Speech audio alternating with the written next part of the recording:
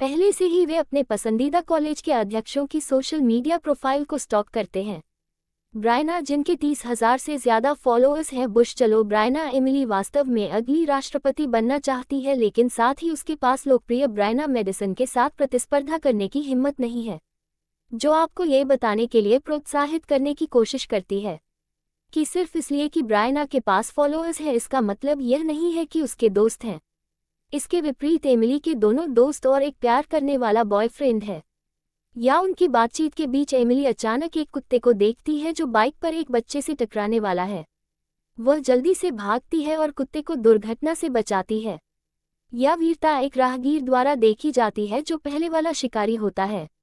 वह पूछता है कि क्या वह पालतू जानवरों की प्रेमी है, जिस पर वह पुष्टि करती है। फिर वह एक सोशल मीडिया दिखाता है जिसमें उसने स्लॉथ की कुछ प्यारी तस्वीरें पोस्ट की हैं। साथ ही हाथ या उसका कार्ड भी है जो उसे बताता है कि अगर वह एक विदेशी जानवर लेने के बारे में सोच रही है तो उससे संपर्क करें। आखिरकार प्यारे प्यारे जानवर लोकप्रियता अंक प्राप्त करने के लिए बहुत अच्छे होते हैं और सुस्ती बहुत बढ़िया होती है अगर आप खुद को इससे जोड़ना चाहते हैं। अगले दृश्य में कुछ बहुत ही मूर्खतापूर्ण है। हम देखते हैं कि ब्रायना एक दबंग रवैये के साथ सोरोरिटी हाउस में प्रवेश करती है। उसके अहंकार और असभ्य व्यवहार के बावजूद किसी में उसके खिलाफ बोलने की हिम्मत नहीं है, क्योंकि वह कॉलेज की सबसे लोकप्रिय लड़की है। वर्तमान में चुनाव का समय है और ब्रायना एक सोरोरिटी अध्यक्ष के लिए फिर से चुनाव लड़ रही है। इस बीच एमिली और मेडिसन भी अपने सामान के साथ अपने नए वरिष्ठ कमरों में जाने के लिए पहुंचती हैं। बाद में उस शाम एमिली सभी पूर्व अध्यक्षों की तस्वीरों वाले एक बोर्ड के सामने खड़ी होती है। उनमें से एक उसकी मां की है, जबकि उसे देखते हुए एक सोरोरिटी प्रभारी मेफ्लावर एमिली सेरफ से पूछती है कि क्या उसकी मां एक अच्छी अध्यक्ष थी। मेफ्लावर जवाब देती है कि वह सबसे दयालु पुरस्कारों में से एक थी, डेट करने के लिए घनी है क्योंकि वह किसी और से पहले अपने दोस्तों को प्राथमिकता देती थी। वह अभी भी नए छात्रों को नग्न करके और गोल्फ क्लबों से उनकी खाल पर प्रहार करके रखती है, लेकिन वह वास्तव में अच्छी थी। एमिली को अपनी मां की तरह दयालु मानती है। वह सुझाव देती है कि वह राष्ट्रपति पद के लिए दौड़े, लेकिन बाद में अभी भी आश्वस्त नहीं है।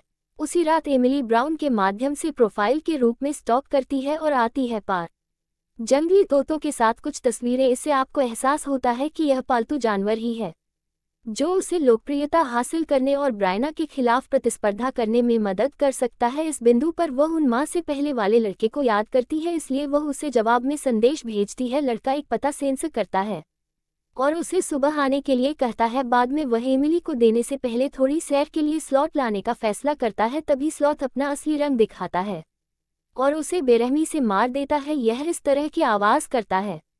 अगली सुबह एमिली दिए गए स्थान की ओर जाती है, लेकिन उसे वहां कोई नहीं मिलता है।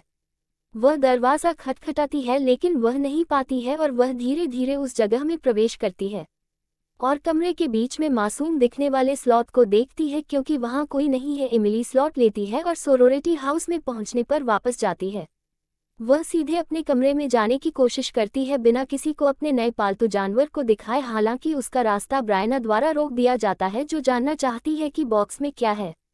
जब एमिली हिचकिचाती है तो एक व्यक्ति उससे बॉक्स छीन लेता है और उसे फेंक देता है। सीढ़ियों से नीचे उतरने के बाद प्यारा दिखने वाला स्लॉथ बॉक्स से बाहर निकल जाता है और सभी को हमारे घर में छोड़ देता है। एमिली जल्दी से नीचे की ओर भागती है और पेटेट को बचाती है।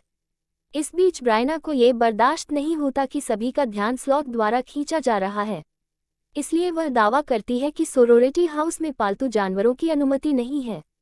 तभी एमिली काउंटर करती है कि पालतू जानवरों को अनुमति है यदि वे इसे अपना शुभंकर बनाते हैं। तो सभी लड़कियां उसके पक्ष में वोट देती हैं, ब्रायना थ्योरी को छोड़कर। हाँ, इसके अलावा एमिली ने घोषणा की कि वह इस साल राष्ट्रपति पद के लिए चुनाव लड़ेंगी।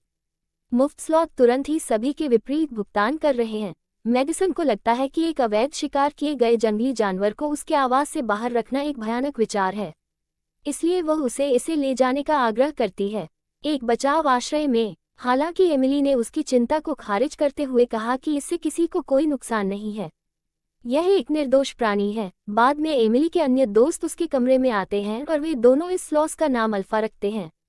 एक शाम एमिली एक पार्टी की तैयारी कर रही है जब वह शिकारियों की मौत के बारे में समाचार देखती है। ये सेवा करने के लिए या पल, लेकिन वह अभी के लिए इसे अनदेखा करने का विकल्प चुनता है। बाद में जब वह नहाने के लिए जाती है तो स्लॉथ कंप्यूटर टेबल पर चढ़ जाता है और अपने लैपटॉप का उपयोग करना शुरू कर देता है। इसलिए मैं बहुत उत्साहित हूँ। ऐसा लगता है कि स्लॉथ आधुनिक उपकरणों का उपयोग करने के लिए अच्छी तरह से प्रशिक्षित है। यह एमिली सोशल मीडिया प्रोफाइल से गुजरता है और जल्द ही मॉल से शिकारी के साथ उसकी एक तस्वीर से ट्रिगर हो जाता है। दूसरी ओर ईर्ष्यालु ब्रायना अपनी एक लड़की ईवा को स्लॉथ से छुटकारा पाने का निर्देश देती है।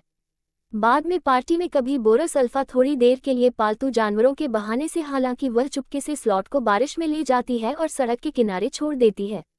इसके बाद कभी पार्टी में वापस आती है और एक लड़के के साथ संबंध बनाना शुरू कर देती है जो उसके लिए अनजान है। यह आखिरी अच्छी तरह से प्रशिक्षित है और अन्य पालतू जानवरों के विपरीत बुद्धिमान ये पार्टी में वापस आ जाता है और एक कमरे में घुस जाता है, जबकि कभी उस लड़के के साथ व्यस्त होता है। अल्फा ने उसके पे में कुछ शामक डाला, उसके कमरे में आने के तुरंत बाद और पे को निगल लिया, जिससे उसे चक्कर आने लगा और वह फर्श पर गिर गई।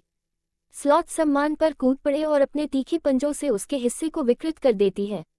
पार्टी के बाद एमिली एवा और उसके पालतू जानवर की तलाश शुरू करती है, लेकिन वह उन्हें ढूंढ नहीं पाती है। कुछ देर तक पूरे इलाके में तलाश करने के बाद वह एक उदास भाव के साथ एक कमरे में लौटती है। वह लेट जाती है या बुरा जब अचानक सुस्ती दिखाई देती है। हालांकि एमिली शुरू में चौंक जाती है, लेकिन उसे देखकर राहत महसूस करती है। वह तुरंत उसे गले लगा लेती है, बिना ये देखे कि खून टपक रहा है। चुनाव के दिन के करीब आते ही ब्रायना बिखरने लगती है, क्योंकि तीसरी बार राष्ट्रपति बनने की उसकी योजना धीरे धीरे विफल हो रही है। इसके विपरीत एमिली की लोकप्रियता बढ़ती है या पालतू जानवर के कारण इन बीतते दिनों के बीच स्लॉथ एक हत्या की होड़ में लग जाता है। एक के बाद एक सोरोरिटी की लड़कियों को मार डालता है। बाकी हैरान रह जाते हैं कि कहाँ लड़कियां चली गई हैं, लेकिन वे इसे एक गंभीर मुद्दा नहीं मानती हैं। चुनाव से एक दिन पहले अल्फा बियर के साथ धूप सेंकने का आनंद ले रही है। जब मेडिसन उसे अकेले देखकर आती है तो वह तय करती है कि जानवर को बचाने और उसे उसके प्राकृतिक आवास में भेजने का समय आ गया है। लेकिन इससे पहले कि वह उसे ले जा पाती, एमिली स्पॉट करता है और उसे बताता है कि उसे अकेले स्लॉथ मेडिसन की ज़रूरत है। आप समझाते हैं कि यह सही नहीं है, लेकिन ये केवल दो सबसे अच्छे दोस्तों के बीच बहस को जन्म देता है और इस बीच स्लॉथ मेडिसन का फ़ोन पकड़ता है और उसे सड़क के बीच में फेंक देता है। वह उसे उठाने जाती है, लेकिन चीज़ें दुखद मोड़ लेती हैं क्योंकि वह एक तेज़ रफ्तार वाहन की चपेट में आ जाती है। इसके तुरंत बाद मेडिसन को अस्पताल ले जाया जाता है और उसके साथ एमिली भी होती है, जो अपराध बोध से अभिभूत होती है। एमिली उससे माफ़ी मांगती है और स्वाथ को दूर भेजने का वादा करती है। तभी उसे ब्रायना से एक संदेश मिलता है जिसमें उसे आधी रात से पहले सोरोरिटी हाउस पहुंचने के लिए कहा जाता है, अन्यथा वह राष्ट्रपति पद खो देगी। एमिली अपनी सबसे अच्छी दोस्त को अकेला नहीं छोड़ना चाहती, लेकिन बाद में उसे जाने और खिताब जीतने के लिए मना लेती है। इसके बाद एमिली सोरोरिटी हाउस वापस दौड़ती है और पहुंचती है वे बस समय पर। वह जल्दी से कपड़े बदलती है और मतदान सत्र शुरू होने के तुरंत बाद गलती से अपना फ़ोन अपने कमरे में छोड़ देती है और एमिली घबराहट में इसे देखती है। इस समय तक अल्फा पहले ही हो चुका होता है। 2 और लड़कियों एलिसा और डकोटा को मार डाला। यह एमिली का फ़ोन भी चुरा लेता है और मेडिसन के ठिकाने के बारे में जान जाता है। फिर यह कार की चाबियां